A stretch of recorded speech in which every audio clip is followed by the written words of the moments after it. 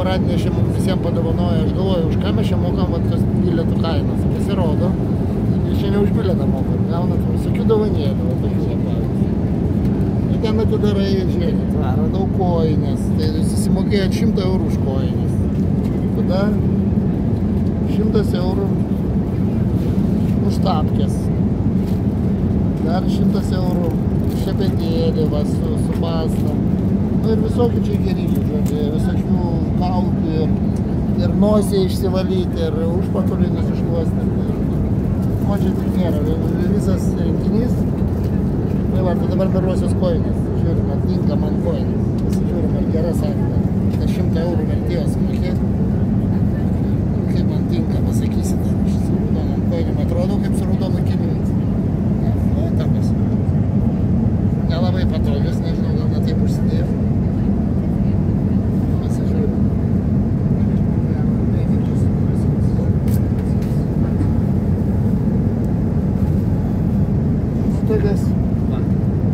Dar reikia gal tapkės įsišokti, tas tapkės gal su joms kartais skraidyti gali. Raudonas tapkytės, tai praktiškai dabar raudono kilimo trūksta viskas. Eisiu. O. Mano šitie jau eina į šoną. Prabangos objektas. Vat šitai, ne taip, man atrodo, tapkės jau taip negadėtis kažkaip čia tas. Tas pats gaunasi.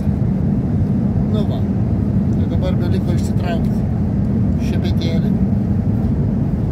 Ir galiu eiti į tualetą, o ar neseksovai atrodo. Toksai, dar toks turėčiau. Tada išsitraukia tokie pasitepti lūpytėm. O, čia žiūrėkit, čia kai šovė, tai eikit savo. Jisai iš karto apsišaudė. Visas nuo. Darom. Einam ieškoti, kam tiek daug žodžios. Vis keistas. Gal čia visgi ne lūpo? Kaip jūs manote?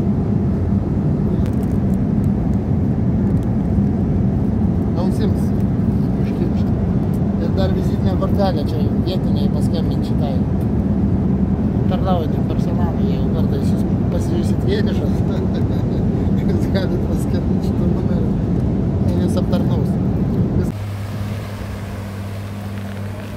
Na ir pirmas įžengimas į paplūdimį. Aonangas. Fantastika. Po bendroj sumoj 20 valandų kažkur gerų skrydžio. Pirmiausia, ką darom, įeinam į pliažą. Viešbutis dar dėja tik tai už kokių 5 valandų, nes esam dabar čia 10 ryto. Vandeniukas kaip priklauso, apie 30 kokius 2 laipsnius šilumos. Pirmi įspūdžiai, kas papuola į galvą, tą ir kūrybį. Vis dar nemegojęs ilgai, tai gali būti, kad prišnekėsi nesąmonių, bet visgi grožis nerealus.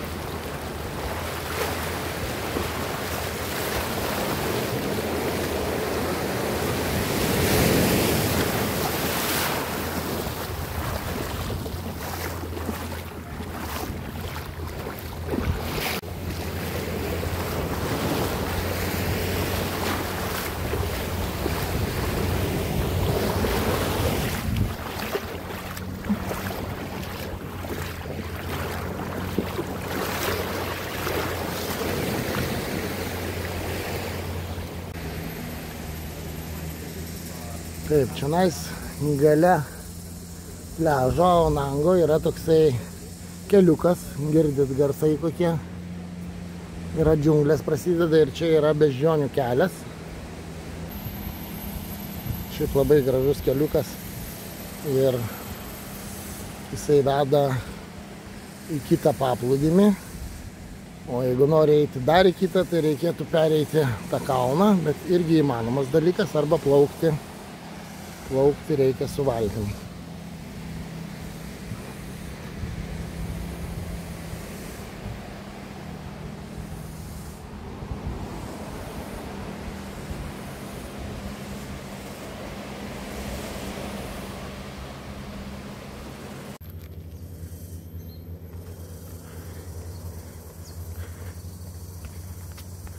Toksai nemažas buvo kilimas. Po biškį leisimės dabar žemyn. Daugelis žiūri čia apsisuka. Nelabai nori eiti. Sako karšta.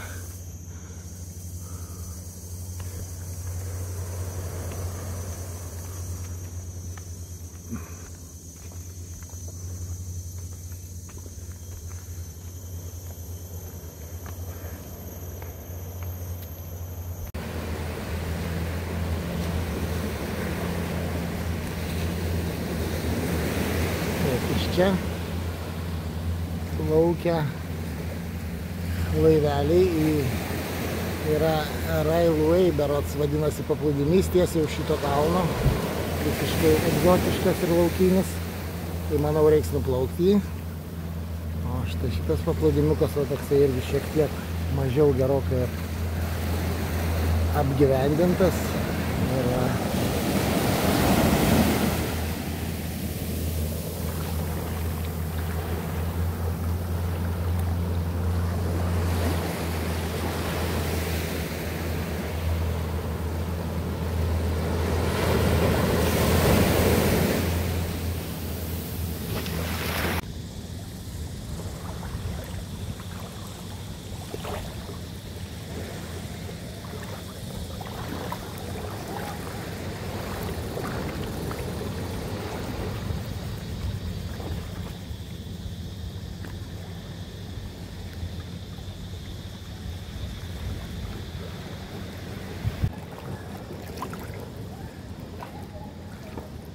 Sveiki, chebrytė.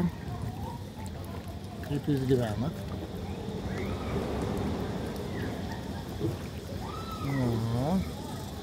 Kur iš čia susirašėt visi eiti?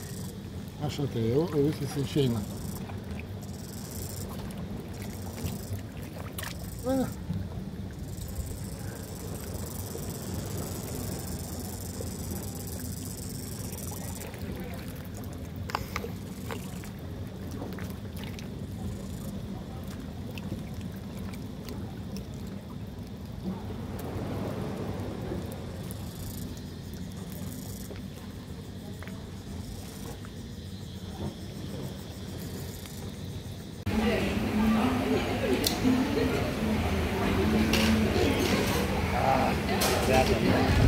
Jūros gėrybių restoranas.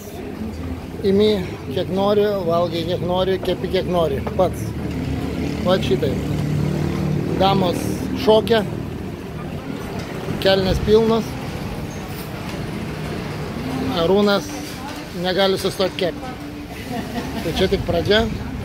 Dar kepam 3 žuvis, o štai pasirinkimas. Tai čia ką nori, tą rinkis, viskas žalia, šviežia. Eini, renkiesi, dėdiesi.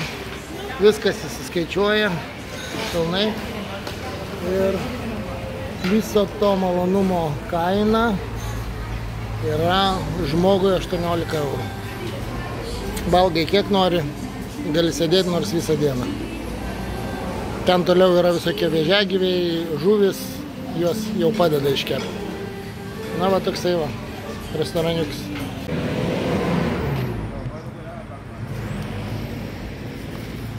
Atėjom visi apsižiūrėti, taip atrodo pas jos kanapių parduotuvė. Jų čia labai daug. Tai va žiūrėsim, ką mes čia turim.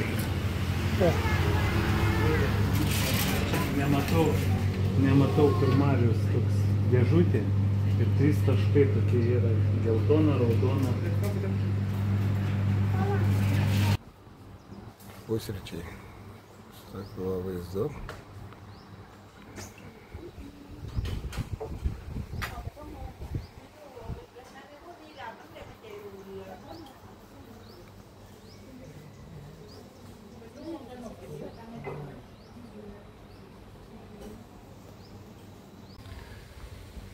Na, mūsų antras kartas Tailande. Pirmas kartas buvo salose dviejose, tai yra Koh Samui ir Pangane. Ten buvo visiškai laukinis toksai. Na, Samui negaliu pasakyti laukinė sala, jinai labiau apgyvendinta. Aš manau šiais metais, kadangi mūsų planas yra aplankyti visą Krabį, visą įlanką ir nuvažiuoti iki Puketo, tai aš įtariu, kad Samui bus kažkas panašaus kaip Puketas, nes gan stipriai apgyvendinta, o štai Pangano sala buvo labai žalia ir labai tokia išskirtinai rami, tai man tas labai patiko. Ir va dabar atvykus į Krabį, pirmiausia mes apsistojame štai tokiam viešbutėlį, 4 žvaigždučių viešbutis, turi kiekvienas atskirą namą, tai yra renkiesi, aišku, kokį nori, išsirenki namą, bet čia irgi dvelkia visišką ramybę. Ir šiaip man Krabis pasirodė kol kas dar bent jau tikrai ramus ir tikrai ne toks apgyvendintas, kaip aš įsivaizdavau, pakankamai žalia, graži gamta. Ir va, štai rodau dabar tą mūsų gyvenimo vietą, va, tokie namukai. Turi virtuvę. Viešbutis turi, aišku, irgi pusryčius. Jie nėra kažkom gausus, netokie, jie yra pagal meniu, tai yra iš meniu, tiksliau sakant.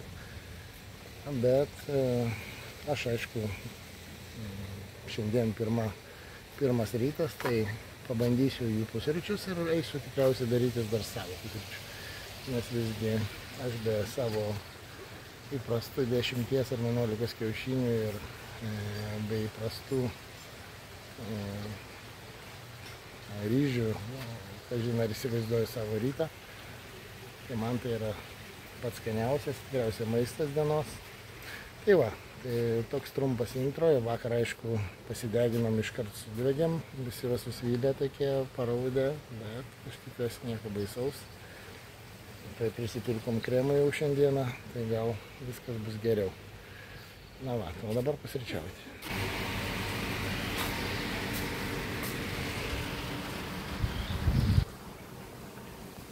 Na, kai žiūrit mano kanalą, tai dar kartą noriu priminti, kad mano pagrindinis tikslas visų šitų kelionių yra derinimas būtent kas mėgsta treniruoklių sales, kas negali ilgai išbūti be salės, negali ilgai išbūti be sporto. Tai vat mano yra pagrindinis tikslas visų video, kaip suderinti aktyvų sportą, aktyvų poilsį su būtent sportu. Na ir štai taip įsikūrę, o tokie namai yra. Ir aišku, kaip be savų pusryčių, aš neįsivaizduoju to. Štai taip atrodo kepama mėsytė, nes kadangi dabar yra rytas, tai va bus valgomi toj ryžiai su kiaušiniais. Ir pavalgius važiuojama sportuoti. Be abejo, nufilmuosiu salę. Mano irgi vienas iš tikslų yra būtent parodyti būtent toj vietoviai, kokios yra treniruoklių salės, kokios yra galimybės sportuoti, kokios galimybės maitintis, daryti pačiam maistą ir ant kiek, reiškiasi, kokios kainos, kiek tai yra patrauklų. Ir jūs jau galėsit galbūt kažkam tai padės derinti savo atostogas būtent su sportu. Kartu, kas mėgstat lygiai taip kaip aš, bent jau kas antrą dieną nueiti pasportuoti ir taip pat gražiai pakeliauti, pamatyti gamtos, pamatyti gražių vietų. Kartais aš esu iš tų žmonių, kuriam patinka ir architektūra, bet aš labiau mėgėjęs esu senesnės architektūros. Tai man patinka dvarai, pilis. Tai vėlgi, vat, kam tinka toksai kontentas, galbūt kaip pasakyti. Būtent tai aš ir bandysiu parodyti savo video. Pirma salė mūsų Heroic Fitness vadinasi. Žiūrim dabar va, iš karto hebrytė meruojasi jau maikės nusipirkti. Maikučių kainos po 5 euriukus. O štai va tokia va salė. Jo, atvarėm sportuoti, bet iš tikrųjų vyksta maravimais. Nu va, ir to išbandysim salę. Nemaža salė. Labai tokiam Ramados viešbučio, reiškia, randasi teritorijai. Nu ir va taip, pabandysim. Tai pradedam treniruotę. Galvoju šiandien padaryti nugarą. Nežinau, man toks jausmas, kad seniai nebepamenu tiksliai, bet seniai lyg ir daryta. Tai yra va tokie technedimo hamerio tipo treniruokliai pradžiai. Pradžiai galvojau daryti superseriją su krūtinė, bet visgi apsisprendžiau daryti vien nugarą. Tai va, pradedu nuo tos traukos. Čia vadinasi tikriausiai toli, tokia hamerio trauka. Ir padarau čia kokius 4 spėjimus ir bus matyti. Nu tai va, dabar važiuojam.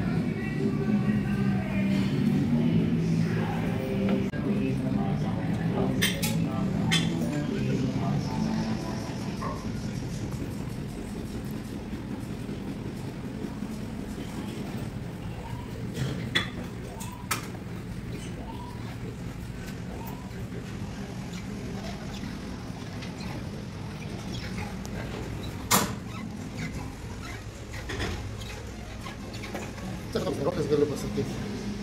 Patogu ir sėdėti, patogu ir traukti. Ir pasiimti ir laikytis yra kur tai pretenzijų metų. Tai pirmam pratimui bus gerai. O toliau va reikės rinktis arba iš viršaus arba iš apačios traukti. Tai kol kas dabar tiek.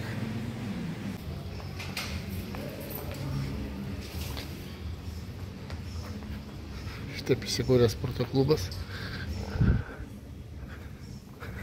Ką apie klubą galiu pasakyti? Galiu pasakyti tik tiek, kad panešiotas biški. Įrangos, kaip ir matėsi, buvo kažkada tai matyti. Jinai gal buvo nauja ir jos buvo nemažai. Bet klubas jau gerokai padėvėtas. Pusė įrangos, nu ne pusė, bet trečdalis yra nekokybiška. Ir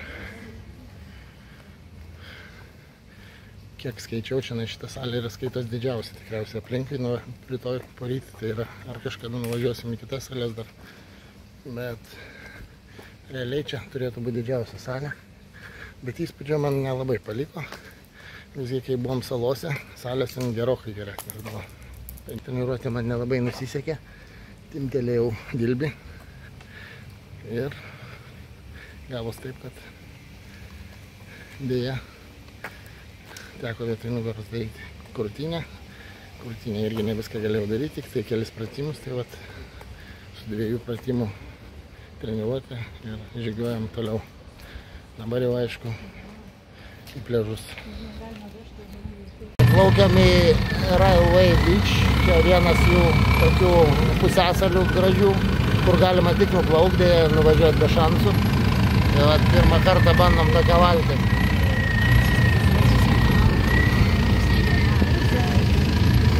Visa chebra.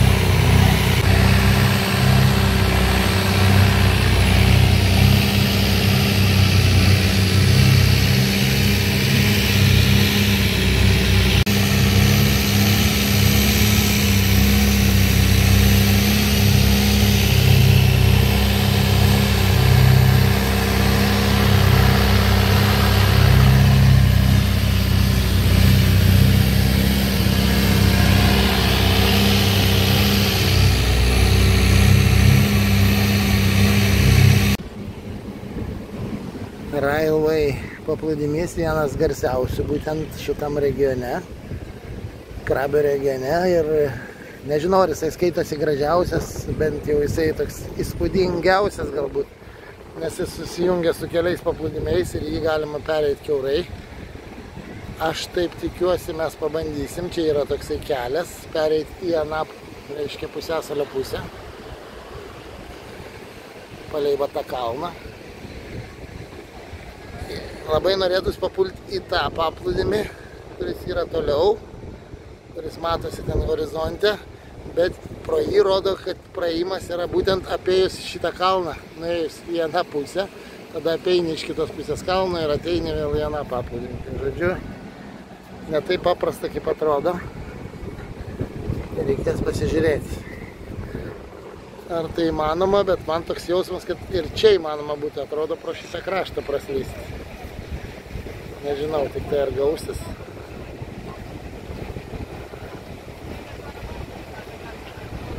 Žodžiu, gražu.